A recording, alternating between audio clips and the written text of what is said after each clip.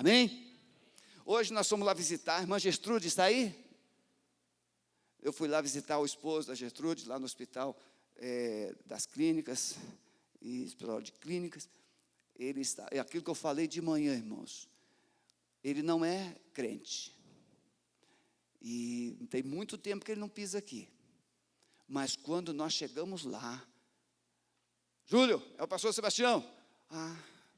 Já levantou a mão. Fiz nem apelo. Já levantou a mão. Irmãos, eu me converti num hospital. Eu sei o que é um hospital. Então, aí eu cantei com ele. Eu falei assim, pastor, cantou bem? Muito bem, o senhor canta muito bem. Tem 2 lugares que o pastor canta, o pessoal aplaude, hospital e cadeia. Não tem, todo mundo gosta. Por quê, irmãos? Porque lá não tem alternativas. Até você, Maurício Almeida, se for lá no hospital e cantar, o pessoal vai gostar. E lá, irmão, nós falamos a palavra de Deus. Nada de Bíblia na mão, é Bíblia no coração. Falamos a palavra de Deus, cantamos com ele, oramos com ele, levei ele a fazer uma oração de confissão de fé em Jesus como Senhor e Salvador. E se demônio estava lá, não está mais, porque Jesus entrou naquele coração e fez uma obra poderosa, e ele vai sair daquele hospital, e ele virá aqui dar testemunho para a glória de Deus. Mas eu recebi uma mensagem de áudio da esposa, à tardezinha, aquela voz embargada, cansada. E a nossa palavra de hoje é o que, irmãos? Uma igreja, um mundo em busca de socorro. Pode recolher, meu irmão, pode recolher. Então, um mundo em busca de socorro. E esse socorro está na igreja, um mundo em busca de respostas. Respostas, você pode abrir sua Bíblia, tanto em Marcos capítulo 9, verso 14 em diante, ou Mateus, não é? Mateus capítulo 16,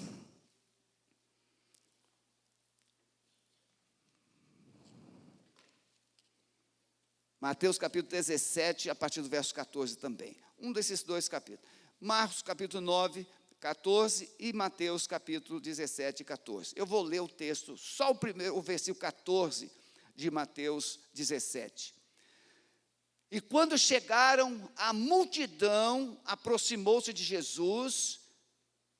E quando chegaram a multidão, aproximou-se de Jesus um homem que, ajoelhando-se diante dele, disse. Quando eles chegaram, de onde? Estavam no monte. Jesus foi para o monte. Possivelmente, há uma discussão se era o Monte Tabor ou o Monte Hermon, mas acredito que era o Monte Hermon, porque lá no Monte Hermon era 3.000 metros de altura, e as nuvens, a neblina cobriu o monte, e aquilo facilitou muito o entendimento dos discípulos, porque o Monte Tabor, 300 metros de altura, não teria como ali uma nuvem, mas Deus usou todo o contexto, porque o Monte Hermon, ele regava todo Israel ali, com aquela chuvinha que vinha do gelo, que era o orvalho do Hermon. Jesus sobe com os discípulos para o monte Hermon. E lá, obviamente, a visão de Jesus subir o monte é orar. E quando nós somos convidados por Jesus para vivermos uma vida de oração, nós já subentendemos que Ele está nos chamando para uma intimidade, para um relacionamento íntimo com Ele. E lá no monte, Jesus se transfigura. A Bíblia diz que as suas vestes resplandeciam mais forte do que o sol. Eram tão brancas que nenhum lavandeiro do mundo poderia lavar. E aparece com Jesus Moisés e Elias. Era uma visão. E Moisés e Elias não falam. Os discípulos veem e Pedro sugere a construção de 3 cabanas. Uma para Jesus, uma para Moisés e outra para Elias. E quando Pedro fala assim, ou isso, a nuvem cobre Jesus, a glória de Deus se manifesta, desaparece Moisés, desaparece Elias, e fica somente Jesus, e uma voz do céu é ouvida: este é o meu filho amado, a ele ouvi. Os judeus, os israelitas, acostumaram a ouvir a voz de Moisés e ensinavam Moisés o tempo todo a lei, os mandamentos, as leis cerimoniais. Elias era considerado o maior de todos os profetas. E ele era temido e respeitado. Era uma referência. Mas agora, nem Moisés, nem Elias, agora ouve-se uma voz: é esse Jesus, é o meu filho. Vocês precisam ouvir o que Jesus tem a dizer. A visão de uma igreja que sobe no monte, a visão de uma igreja que busca espiritualidade, uma visão de uma igreja que busca experiências místicas ou viver em êxtase. O mundo está cansado disso. O homem, genericamente falando, ele é muito espiritual. O homem é espiritual. O homem pode ter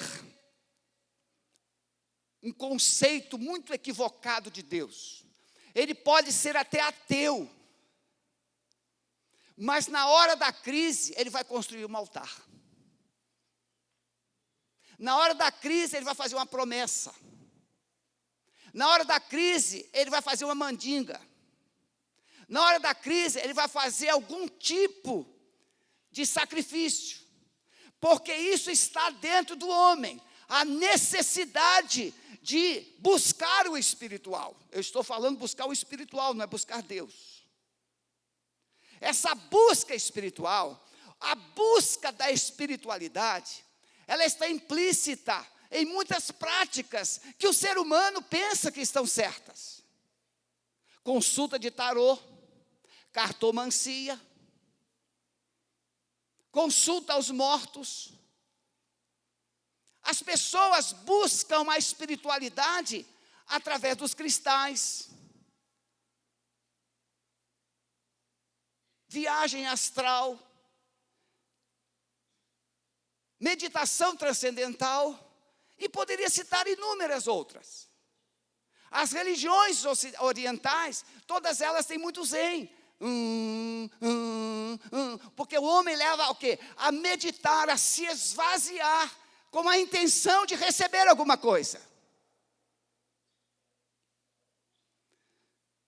Os discípulos foram, e assim também muita gente tem buscado a espiritualidade sem considerar a realidade ou a necessidade de construir uma intimidade com Deus. Buscar uma espiritualidade sem construir um relacionamento com o Pai. Uma espiritualidade que está restrita a si mesmo, onde ele, o homem, se torna o centro. Ele pode tudo. Ele só quer ser espiritual. Ele só quer relacionar-se com o espiritual. Mas ele não sabe quem é Deus. Ele não sabe quem é Jesus. Ele não sabe o que vem depois da morte. Mas ele quer o espiritual. O texto vai mostrar que Jesus está lá no monte. E ele tem essa intimidade com o Pai. Ele havia dito para os discípulos: olha, eu estou indo para Jerusalém, e lá eu serei preso, eu serei condenado, eu serei julgado, condenado e morto, mas ao terceiro dia, o Filho do Homem vai ressuscitar. Entrou aqui e saiu aqui. Os discípulos estavam totalmente... Se você ler os evangelhos, você vai ver que Pedro, principalmente, já vai chamar a atenção de Jesus. Jesus, que negócio é esse?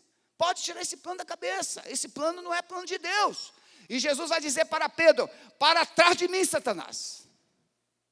Porque não entendes as coisas que são do Pai, de Deus, mas as que são dos homens. Na língua original, essa expressão pode significar: Pedro, o seu lugar é atrás de mim, e não na frente. Essa é a visão de William Barclay. Pedro, o seu lugar é atrás. Deixa eu dizer o que é a verdade. Tem muita gente tomando o lugar de Deus e dizendo o que é, o que não é, o que vai acontecer, o que não vai acontecer. Quando o final do ano começa a se aproximar, aparece uma montanha de gente querendo revelar o futuro do que vai acontecer, do que não vai acontecer no ano seguinte. Olha, não tem como errar alguns chutes. Por exemplo, se alguém começar a querer fazer profecia agora sobre o Brasil, dá para acertar alguns chutes. Não é verdade? Se a gente der algumas tiradas para um lado, a gente vai acertar os 2 pênaltis. Mas não funciona assim.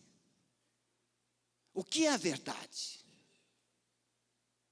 Então, espiritualidade não tem valor sem você considerar um relacionamento com o Pai, com Jesus Cristo e com o Espírito Santo.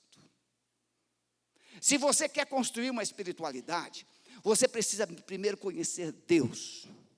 Você primeiro precisa conhecer a Jesus. E você precisa conhecer a obra do Espírito Santo na sua vida. Jesus disse em João 17, na sua oração: a vida eterna é esta, que te conheçam a ti só, como único Deus verdadeiro, e a Jesus Cristo a quem enviaste. A vida eterna é esta, conhecer Deus e aquele que Ele enviou, seu Filho Jesus. Por quê? Porque o Pai se revelou na pessoa do seu Filho, e esse Filho se revelou na pessoa de um homem sujeito às mesmas paixões que nós, e como homem se submeteu à forma de servo, e como servo Ele foi lá na cruz, e morreu pelos seus pecados, e Ele te libertou da maldição do pecado, mas Ele ressuscitou, e Ele está vivo, e Ele quer ser o seu Salvador. É isso, é conhecer a verdade do Evangelho. Não é, estou buscando espiritualidade, mas aonde, qual é a raiz dessa espiritualidade? Qual é a origem dessa espiritualidade? De onde vem essa espiritualidade? O Pai diz: esse é o meu Filho amado, a Ele ouvi. O que Jesus Cristo, então veja, o homem, quando Jesus desce com Pedro, João e André, Pedro, João, Tiago, não sei, toda a cabeça André, de manhã já falei, André é irmão de Pedro, André, não tome lugar de Pedro, não é? Pedro, João e Tiago. Então, quando eles descem de toda essa experiência, lá embaixo tem o segundo momento, então veja, uma igreja, eu vou chegar lá, no mundo que busca a resposta. Uma igreja que está no monte, vigílias, jejuns, e fazendo tudo, buscando espiritualidade, mas sem conhecer aquele que é a fonte da espiritualidade, o Deus Todo-Poderoso, Jesus Cristo, o seu Filho, o Salvador, e o Espírito Santo, o amado Espírito Santo, que habita dentro de nós. Aí eles descem, o que eles encontram? O texto diz que sai um homem do meio da multidão e se ajoelha. Marcos não diz que ele se ajoelha, mas Mateus diz, por isso que eu escolhi o texto de Mateus.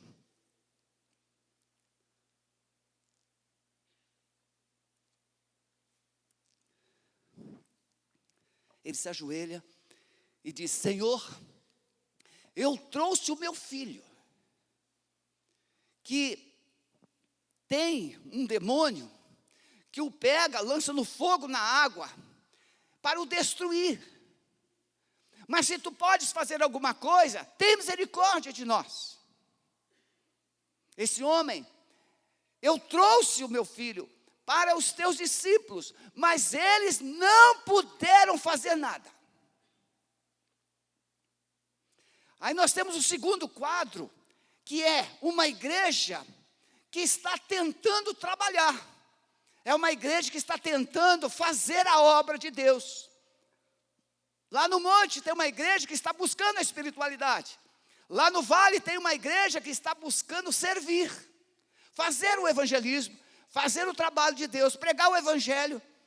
Mas aí chega um pai que tem um filho oprimido, que tem um filho cativo, e ele traz, e com certeza ele chega lá para os discípulos e diz: olha, aqui está meu filho, ele é oprimido, E aí o texto vai dizer: mas eles não puderam fazer nada.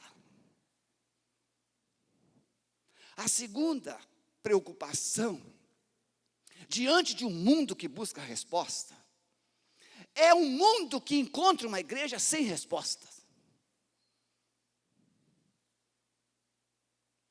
Um mundo que chega na igreja e encontra as mesmas coisas que tem lá fora. Gente malandra, gente paqueradora, gente que se prostitui, gente que se corrompe, gente que mente, gente que vive com as mesmas manias, até com o mesmo vocabulário. Eu recebi uma carta, algum tempo atrás, de uma frequentadora de igreja. E ela mandou essa carta para mim, para o pastor Pascoal Beragini e para o pastor Luciano Subirá. E ela dizia na carta que nessas 3 igrejas, ela encontrou alguém com responsabilidade. E ela trazia nessa carta, eu já falei dessa carta aqui um tempo atrás, e ela trazia nessa carta as suas dores, porque é uma moça solteira, já de idade, e quando eu falo de idade, quer dizer, depois dos 40, e ela obviamente era vítima dos assediadores. Por isso eu digo, meu amado irmão, se você perceber que na igreja está frequentando alguns pilantras, que só vêm aqui para namorar as meninas da igreja, você tem que tacar fogo em cima dessa pessoa. E se você perceber, menina, que tem moças e mulheres que vêm aqui somente para assediar, você tem que tacar fogo nessas pessoas. Por quê, irmãos? Porque a igreja precisa de um posicionamento espiritual. Porque não é simples não. Ah, pastor, o senhor tem que dar jeito nisso. Não, pastor, não. É você que é a igreja.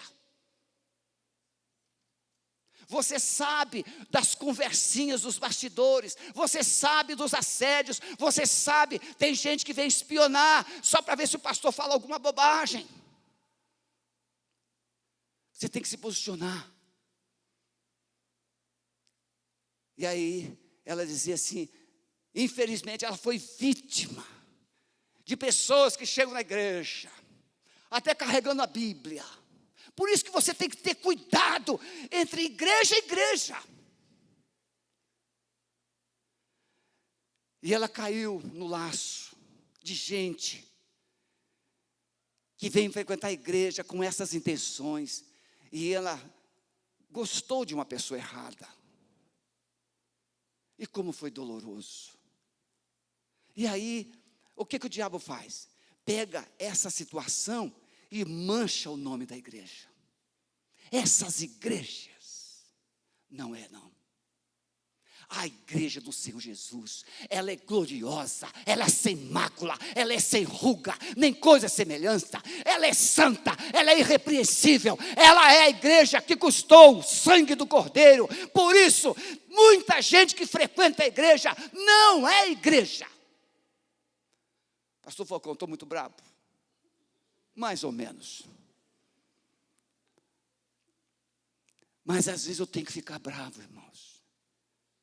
Sabe por quê? Porque Deus está irado. Deus está irado com a nossa inércia, com a nossa falta de resposta, com a nossa falta de unção, com a nossa falta de poder, com a nossa falta de resposta para esse mundo faminto e sedento, buscando respostas. Eu trouxe o meu filho para os teus discípulos, mas eles não puderam fazer nada. Não é assim? As pessoas vêm para a igreja, e cada uma vem com a sua bagagem de vida, com as suas feridas, com as suas dores, com os seus traumas, com as suas expectativas, com os seus sonhos. E elas vêm aqui buscando o quê? Buscando Deus. Buscando Deus. Ninguém vem para a igreja com problemas buscando outra coisa. Elas vêm buscando Deus. Não foi assim, Mário? Quando eu olho esse cara, tem 2 anos mais ou menos, Mário? 2 anos, 2 anos. Mário, um militar bem sucedido. Mas chegou aqui, foi trazido pelo coronel Almir. Patrícia nem gostava de crente, nem muito. Mas a igreja amou esse casal. Não esqueço nunca do primeiro dia que a Patrícia chegou no gabinete, desconfiada, mas gostou de mim. Gostou ou não gostou? Gostou. Duvido. O Léo está aí? Léo? Da Margarida? Tá. Né, Léo? A Margarida mandou o Léo para o meu gabinete, porque o Léo era meio ateu. Não era à toa, era ateu. Aí, já saiu do gabinete transformado. No domingo seguinte, já veio à frente e entregou sua vida a Jesus. Irmãos, se bater no meu gabinete, se bater no gabinete do pastor Maurício, se bater no gabinete do pastor Lobo, se bater no gabinete do pastor Marcos, se bater no gabinete dos pastores da igreja, você vai sair de lá transformado, abençoado, porque essa igreja tem uma liderança comprometida com a palavra. Não é só o pastor Sebastião.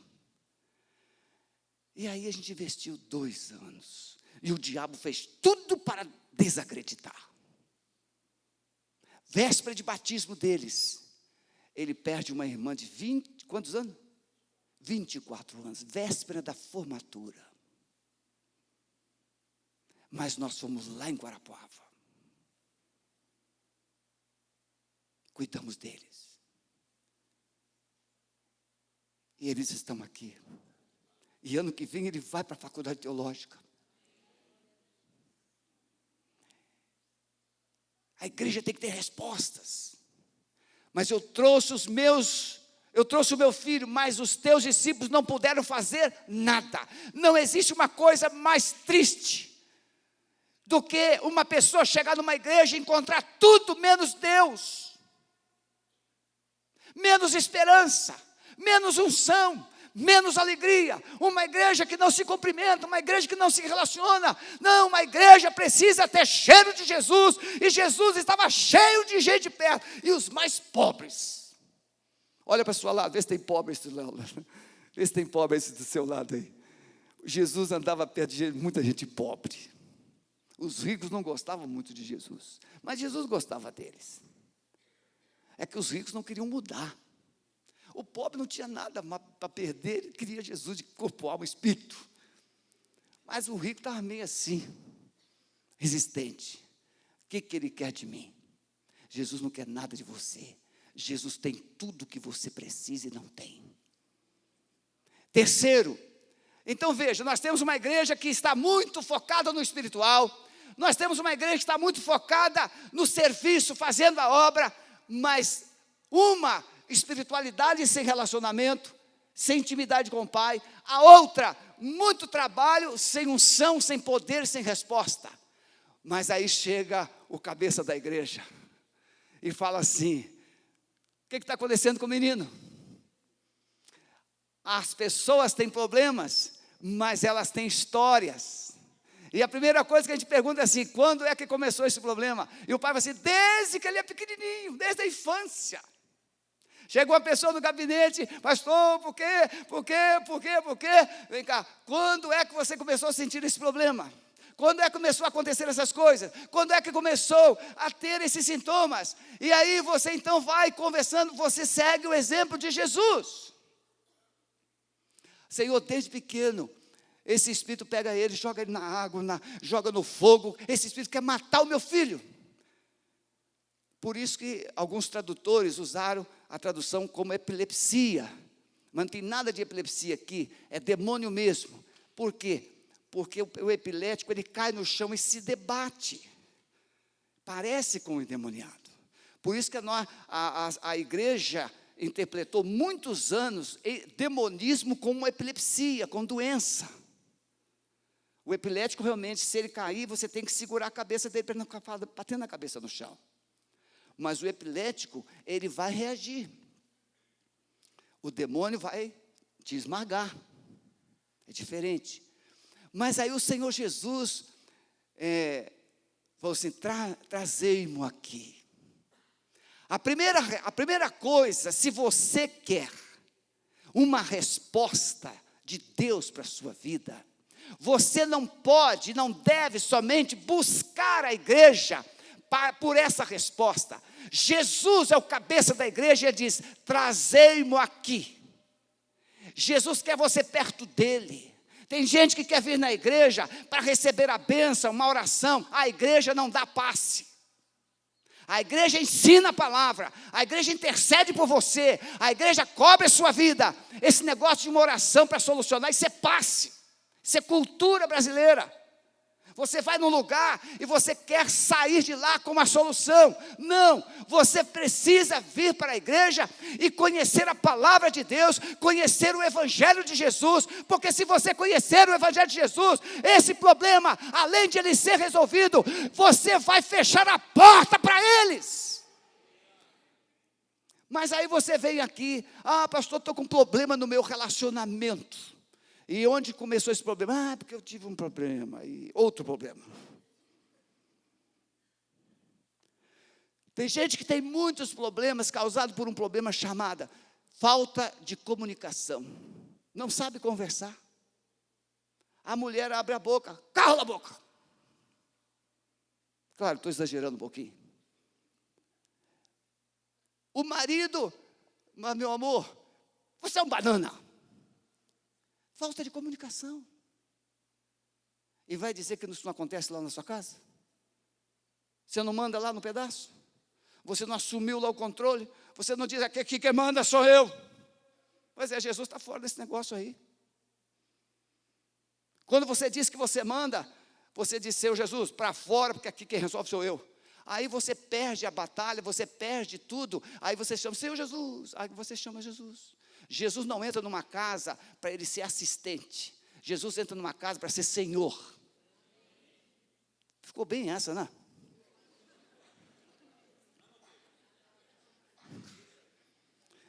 Pergunta o irmão do lado aí. Jesus é seu assistente ou é seu Senhor? Porque tem gente que pensa que Jesus é um assistente. Senhor Jesus resolve isso, Senhor Jesus resolve aquilo, e você continua mandando. Você continua no controle. Não, Jesus quer ser o Senhor do seu coração. Ele quer ser o Senhor da sua vida. E aí, irmãos, eu quero fechar o seguinte. Nós queremos a espiritualidade do monte. Êxtase com Deus. Nós queremos o ativismo do vale. Compensação do nosso saber e fazer. Mas nós não queremos o conhecimento verdadeiro da palavra de Deus. Quem é o Senhor da nossa vida? Aí o Senhor, Jesus, olha para aquele pai, trazei-mo aqui, e ordena ao espírito imundo, espírito mudo e surdo. Olha, além de ser espírito imundo, é surdo e mudo. Mas até o demônio surdo ouve a voz de Jesus. Já viu aquele cônjuge teimoso? Falar cônjuge porque pode ser ele, pode ser ela. Já viu aquele cônjuge teimoso? Aquele filho teimoso? Pastor, ele não me escuta. Pastor, ele não me ouve. Até o demônio surdo ouve Jesus. Demônio, espírito mudo e surdo, sai desse menino e mais, nunca mais entre nele. Olha que autoridade.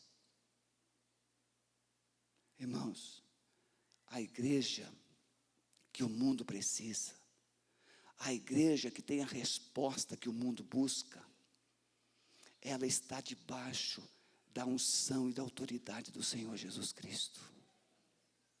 Ele, quando foi naquela cruz, preste atenção, por favor. Jesus Cristo foi naquela cruz e ele morreu pelos seus pecados. Talvez você não pense muito nisso, porque está acostumado a ouvir isso. Jesus foi lá na cruz e morreu. Preste atenção. A obra de Jesus na cruz, Ele é Deus. Ele é o Criador de todo o universo. Ele é o Senhor dos senhores. É o Todo-Poderoso. Mas para Ele ir à cruz, Ele tomou a forma humana exatamente do seu jeito, como as mesmas fragilidades que você tem. E quando Jesus vai naquele monte da transfiguração, ele foi lá como um prelúdio, como um preparo para ele enfrentar a cruz. Você, meu amado, minha amada, não vai conseguir enfrentar as batalhas desse mundo sem você ter uma experiência poderosa com o Senhor. Ele foi naquele monte, ele se transfigurou, ele experimentou a glória que ainda viria depois da sua ressurreição. Ele ainda não tinha morrido, ele ainda não tinha ressuscitado, mas ele já estava experimentando o glamour da glória. Sabe por que nós não abrimos mão de nossos caprichos? Porque nós queremos a glória aqui. Nós queremos o glamour aqui, nós queremos as conquistas aqui. Você não pensa no céu, você não pensa na eternidade, você não pensa no relacionamento com Deus, quando Ele vai dizer para você: vinde benditos do meu Pai, possuí por herança o reino que você está preparado desde a fundação do mundo. A igreja parou de pensar no céu, o mundo não pensa no céu. O mundo quer um céu aqui, mas o céu não é aqui. O céu é um lugar onde Deus está. Então você precisa entender que a morte de Jesus naquela cruz não é um fato histórico. É um fato vivo, é real. Quando ele estava naquela cruz, ele estava sentindo dor como você. Aqueles cravos não foram menos dolorosos do que os nossos.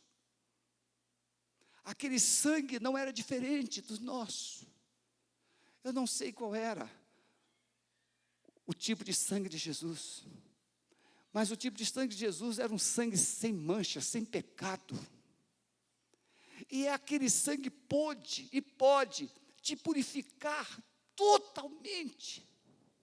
A Bíblia diz que se nós confessarmos os nossos pecados ao Senhor Jesus Cristo, Ele é fiel, Ele é justo para nos perdoar os pecados e nos purificar de toda injustiça, porque o sangue de Jesus, seu Filho, nos purifica.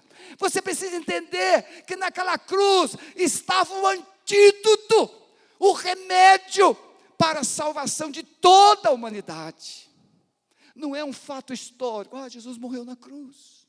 Não, eu quero que você olhe para a cruz como resposta para a sua vida, uma resposta para o seu coração. Então, quando Jesus se transfigura, Ele está ali, se enchendo da glória de Deus para enfrentar.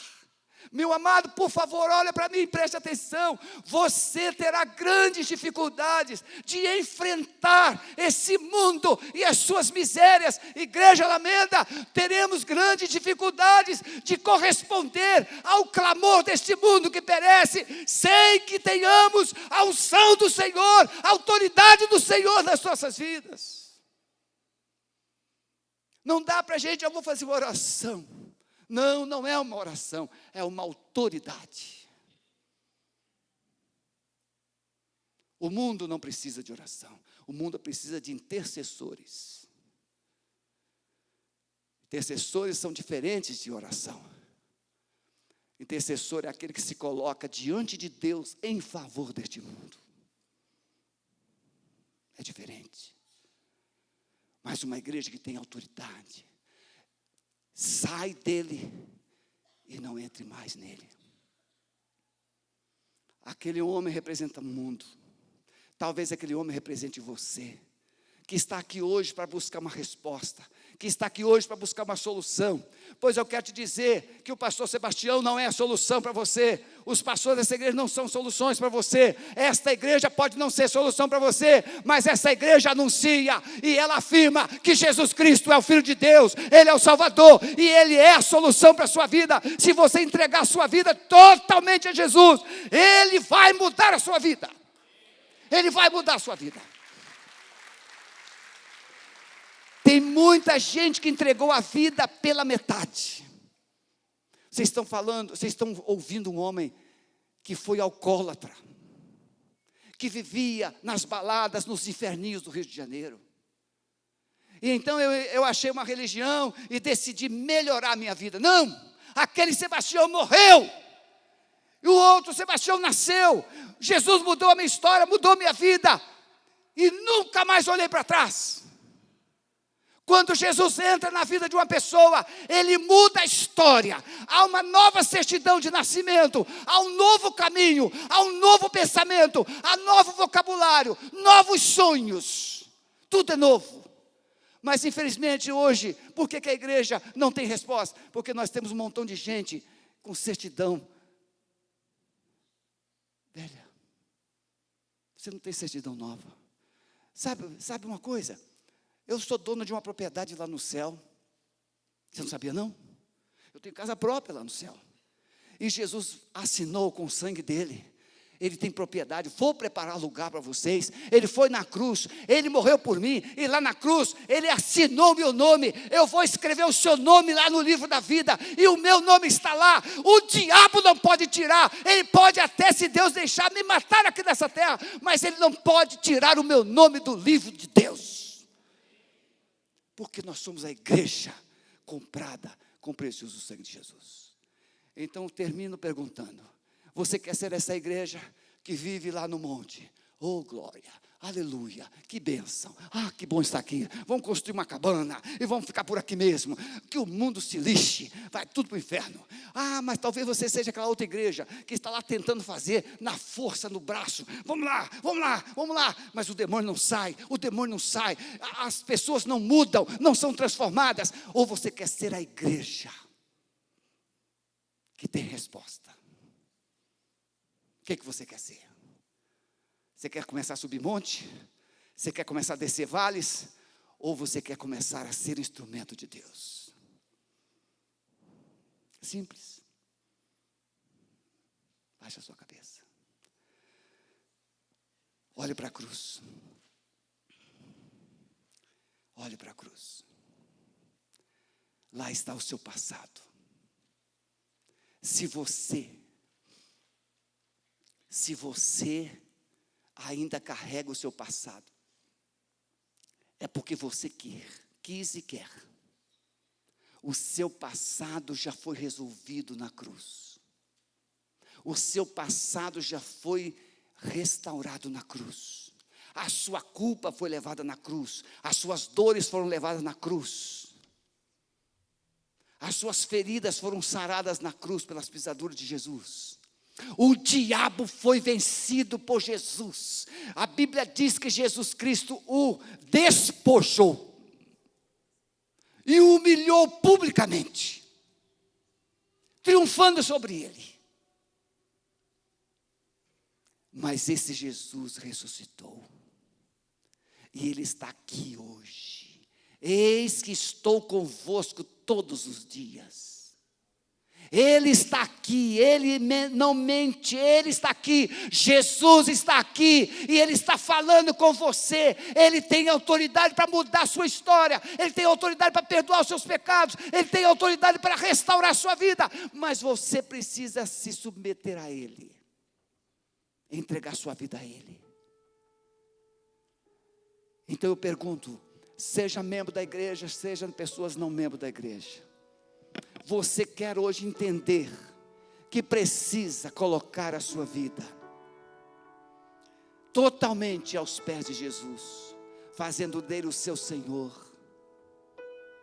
sendo por ele usado com poder e autoridade? Deixe o seu lugar e pode vir aqui à frente, eu quero orar por você, em nome de Jesus. O Espírito Santo vai te encher nessa noite. As fortalezas serão quebradas nessa noite. As cadeias serão quebradas nesta noite. Rompe. O seu passado não precisa continuar na sua vida. O seu passado não precisa continuar na sua história. Comece um tempo novo. Comece uma história nova. Seja resposta para esse mundo que clama. Seja sal, seja luz, seja instrumento de Deus.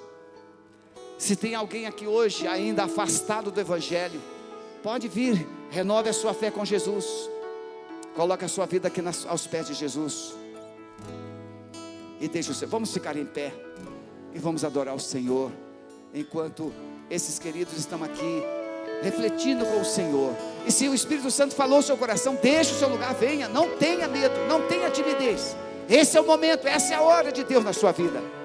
Vou pedir os pastores, os ministros que estejam orando por eles, ministrando as suas vidas.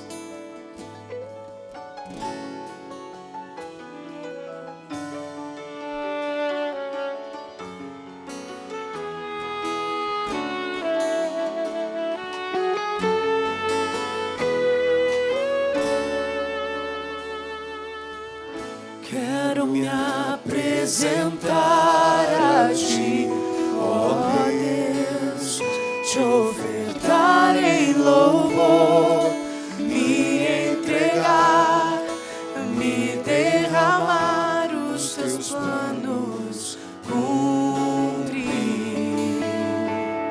que possas achar em mim a voz que deseja ouvir, que toca o Espírito, abre os céus e enche o teu coração. Ser reconhecido, marcado por transformação, aprovado pelo fogo, habilitado pela unção. Sabe todos os meus dias, que pra vida e para a morte eu vou andar com Deus. O Senhor conhece os que são seus, ouve a voz sincera de um adorador. Me separou, me marcou no seu altar para servir. O Senhor conhece os que são seus, ouve a voz sincera de um adorador. Me separou, me marcou no seu altar para servir. Deixa essa frase. O Senhor conhece os que são seus, ouve a voz sincera de um adorador. Me separou, me marcou no seu altar para servir. É assim que o Senhor quer você, marcado pelo sangue, marcado pela graça, marcado pelo seu perdão, marcado por uma vida de transformação, para ser uma vida poderosa nas mãos dele. Você vai sair daqui hoje, você vai chegar na sua casa e você vai tomar posse daquele lugar. Você vai começar a declarar que o Senhor Jesus agora vai reinar na sua casa, vai reinar na sua vida, vai estabelecer a autoridade de Deus naquele lugar.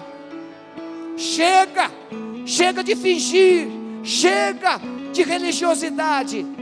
Estabelece a autoridade de Deus na sua vida e Ele vai mostrar a sua graça e o seu poder. Gertrudes, nós fomos lá, oramos com o seu marido, ele se alegrou. Você está voltando do hospital agora, mas o seu marido vai voltar e ele virá aqui para dar testemunho. Jesus vai ser glorificado nele, para a glória dele. Amém? Estenda, irmãos, as mãos para cá. Vamos abençoar esses queridos.